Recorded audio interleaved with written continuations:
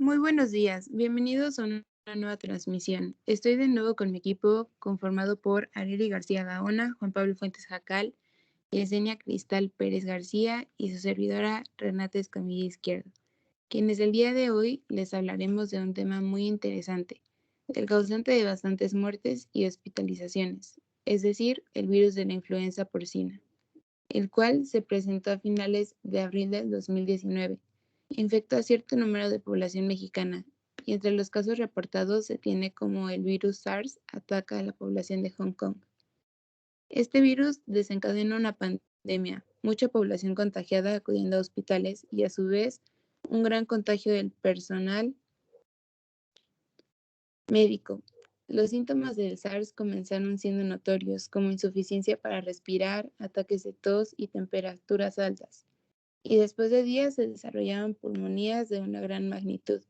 No había tratamientos ni medicamentos que pudieran ayudar a los pacientes para contrarrestar los síntomas o lo que disminuía las posibilidades de vida. Conforme pasaba el tiempo, los pulmones de los pacientes se quedaban sin agua y como último recurso se llevaba oxígeno a los pulmones mediante ventiladores.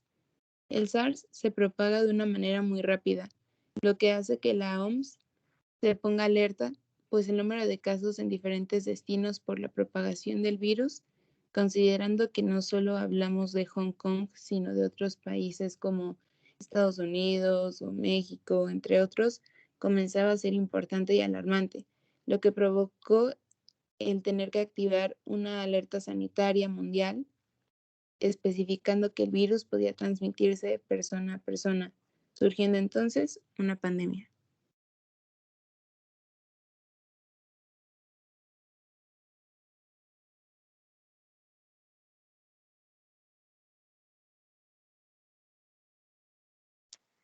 Muy importante lo que nos comentas, Ren. De hecho, el profesor Malik Peris y sus colegas, al estar observando células inoculadas en la biopsia de pulmón de un paciente con neumonía severa, se percataron que el SARS literalmente se comía el pulmón del paciente. Y entonces se percataron que este no es un virus ordinario. Evidentemente se inició con un exhaustivo trabajo para dar seguimiento a un profesor de origen chino, quien propagó el virus a Hong Kong por primera vez. Durante diciembre del 2002 y enero del 2003, la epidemia estaba en su máximo nivel, pero esto no se sabía en todo el mundo. Las autoridades correspondientes comenzaron a relacionar el SARS con personas de campo que estaban en contacto con aves y gallinas al sur de China. Esto no fue nada raro, ya que había una especie de mercado en donde se vendían todo tipo de animales, vivos y muertos, en condiciones realmente insalubres, lo que ponía en contacto directo a las personas con todo tipo de virus que causaban específicamente enfermedades respiratorias. Algo realmente interesante es que se menciona que los cerdos eran alimentados directamente de los desperdicios de los restaurantes y las horas de las gallinas servían de alimento para los cerdos. Aquí claramente podemos notar el intercambio genético de virus y bacterias. Afortunadamente se logró identificar que el virus era nuevo en humanos y además que provenía de un animal.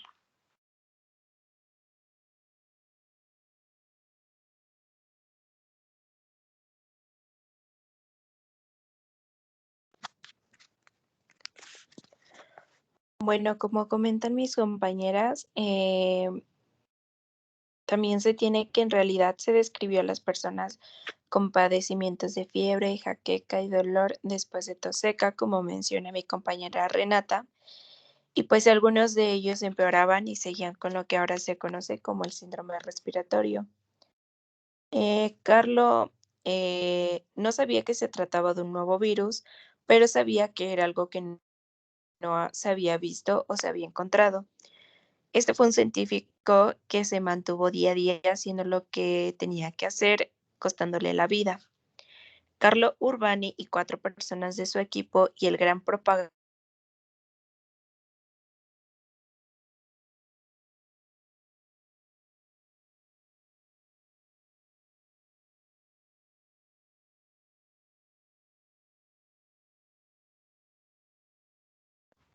fueron alarmantes en comparación con unos pulmones oscuros y saludables. Los pulmones de SARS se observaban blancos y llenos de líquido. Los investigadores se encontraban confundidos en el por qué algunas personas infectadas con el virus, las llamadas superpropagadoras del SARS, son más contagiosas que el resto de los que padecían el mal. El nombre de superpropagadoras se les dio a las personas las cuales infectaron a mucha gente. En Hong Kong, a principios de marzo, el SARS comenzó a propagarse en la ciudad por medio de otros huéspedes que ocuparon habitaciones en el piso 9 del Hospital Metropol y se contagiaron. 70 personas del Hospital Prince of Wales fueron infectadas. Hong Kong cayó en pánico sin los hospitales seguros. Después, la enfermedad fue propagada por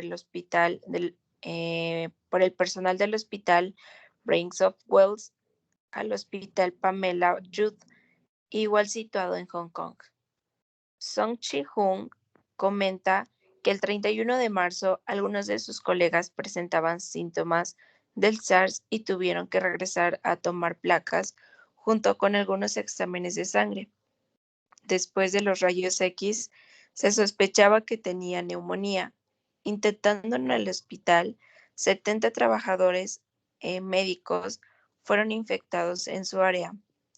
En Hanoi, Vietnam, interactuando con médicos de Hong Kong, empezaron a trabajar para encontrar una cura.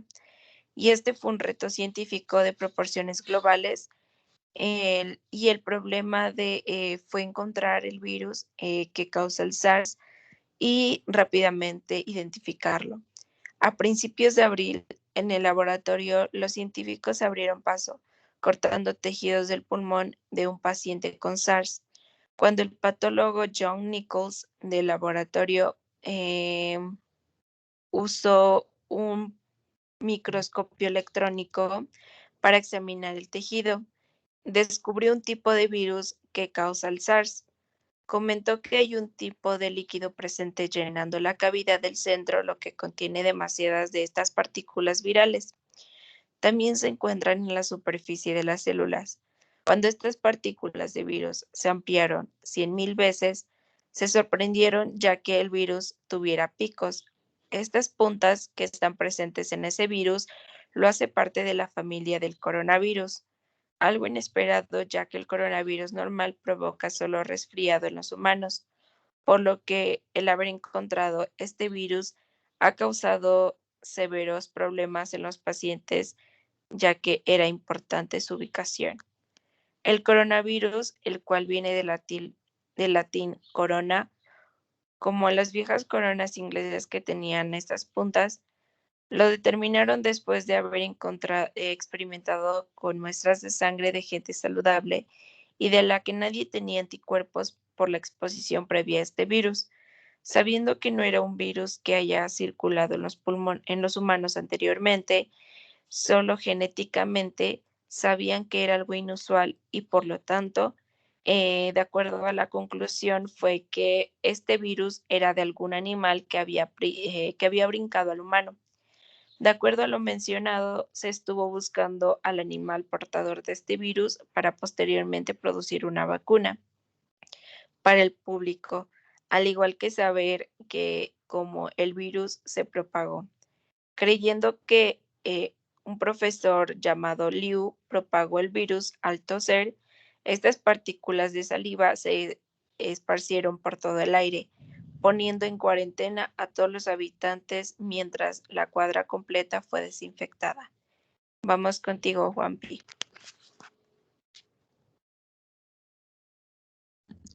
Es muy interesante la información que comentan mis compañeras. También voy a adicionar un poco más de esta información para poder conocer acerca más de este virus, ya que el virus del SARS es mucho más flexible de lo que los científicos pensaban, ya que puede ser llevado a diferentes partes del cuerpo. Solo tomó un poco tiempo para que el virus se esparciera por toda Norteamérica y Europa. Esto gracias a los modernos viajes por avión. El virus se extiende por todo el mundo y a una gran velocidad. Antes de que el SARS brotara en Hong Kong, los viajeros iban y venían con una gran normalidad. El SARS se transmite por un estrecho contacto, por lo que se cree que todos los casos en Toronto son el resultado de la importación de Hong Kong. Esto ya que una mujer que se hospedó en el Hotel Metropol infectó a su familia como al personal de dicho hotel, y esta a la vez se propagó rápidamente. Antes de que las autoridades de salud de todo el mundo accionaran, la enfermedad se propagó rápidamente. Los pacientes contagiados con el virus SARS fueron transferidos a diferentes hospitales de Toronto, incluyendo el Mount Sinai. En ese hospital tuvieron que cerrar la unidad de cuidados intensivos y el departamento de emergencias, ya que había una persona contagiada por este virus, y esa a la vez no fue reconocida a tiempo. Este suceso les preocupó por el riesgo que pudieran contraer, aislando a 80 personas en cuarentena. Los síntomas que presentaron las personas infectadas y aisladas fueron fiebre, escalofríos y una temperatura mayor a 39 grados centígrados, ya que este virus no sigue ninguna regla de enfermedades infecciosas. Los pacientes infectados con este virus comentaban que los analgésicos, tanto como los antivirales suministrados, les causaban náuseas, vómitos y diversos síntomas gástricos. Las autoridades sanitarias de Canadá se pusieron en contacto en acción, como la Organización Mundial de la Salud emitió el estado de emergencia mundial. Gracias a esto y a las estrictas acciones tomadas, han prevenido la propagación por todo el país. Las medidas sanitarias que propuso Canadá fue el uso de cubrebocas cuando estás con otras personas, y si alguien presenta alguno de los síntomas mencionados con este virus, no puede salir a la calle, a la iglesia o a centros comerciales. La policía canadiense tenía el poder de detener a los viajeros que provenían del extranjero y a los sospechosos portadores del virus SARS, y estos los podían poner en cuarentena en su domicilio particular.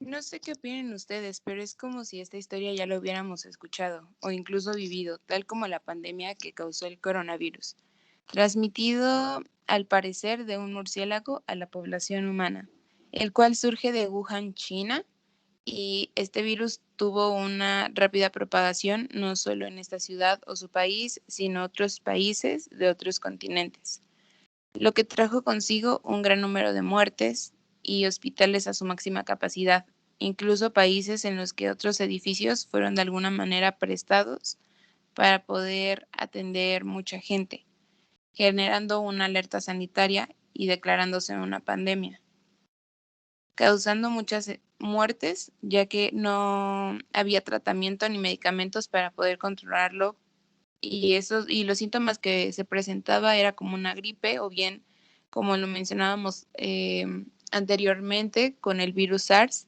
que generaba fiebre, dolor de cabeza, insuficiencia respiratoria, tos, estornudos, enfermedades gastrointestinales con síntomas como vómito y diarrea, haciendo que la gente tenga que hacer uso necesario y casi obligatorio de cubrebocas, obviamente obligatorio cuando estás en un lugar público y hay gente pues cerca, y una desinfección constante de superficies en lugares que suelen tener un gran movimiento de gente, lo que genera que se aumente mucho nuestra higiene y protección con un lavado de manos correcto, usando gel antibacterial y manteniendo una distancia considerable con la gente en lugares públicos. De hecho, la gran labor de diversos laboratorios para hacer una vacuna de emergencia que protege a nuestro sistema inmune por ahora de no caer en una hospitalización o bien de morir.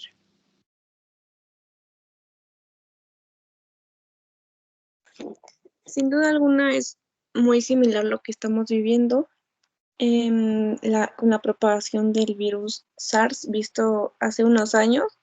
Sin embargo, la propagación del COVID-19 fue más rápida que el SARS. Yo creo que esto se debió a que el virus COVID-19 tomó bastante tiempo para los médicos para poder identificar que era un nuevo virus. además de que los aeropuertos seguían funcionando de una manera normal, lo que hizo que el contagio fuera aún más rápido y más grande, provocando que después de unos meses, aún cuando se dio el primer caso, la OMS lanzara una alerta sanitaria. En mi opinión, si se hubieran tomado medidas aún más rápido, como ya sea el cierre de aeropuertos y toque se queda, como en algunos países, probablemente no hubiera sido tan grave la pandemia y la pudiéramos haber podido controlado. Aunque igual es la gente que no hace conciencia, pues hoy en día y no toma las medidas que se deben tomar como protocolo de la pandemia. Es decir, como ya sabemos, el uso de cubrebocas, la desinfección de manos y de superficies en lugares públicos y bueno, sobre todo un determinado aforo de personas según el lugar en el que se encuentre. Y bueno, también las vacunas que, como hemos visto, han tenido un papel muy importante y que es indispensable que la población se la aplique para que todos podamos estar seguros y volver a la normalidad.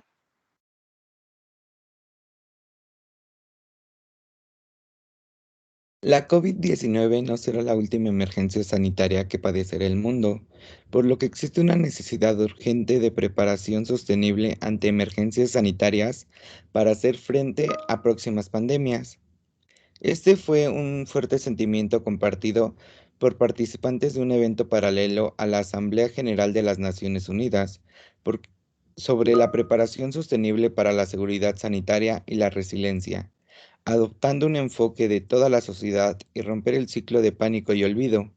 La crisis pasada ha demostrado que, una vez que se controla un brote, los gobiernos y los donantes tienen a centrar atención a otras preocupaciones urgentes.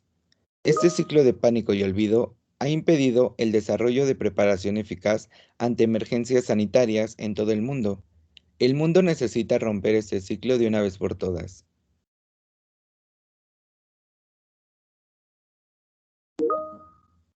Esto sería todo por el día de hoy. Sin duda, un tema de gran relevancia y que nos deja pensando mucho en las medidas que se deben considerar en situaciones como la propagación de nuevos virus y no descartar la idea de que la sociedad somos una parte fundamental justo para la propagación de virus como este, que no solo se propaga con el contacto físico, sino es una enfermedad viral, como lo dice su nombre, coronavirus, que está por todos lados y por eso la importancia de medidas de protección y sanitización.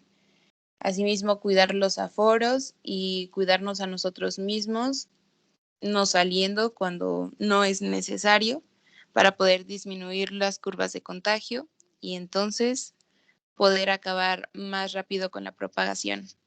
Muchas gracias por escucharnos. Sería todo por nuestra parte. Hasta la próxima.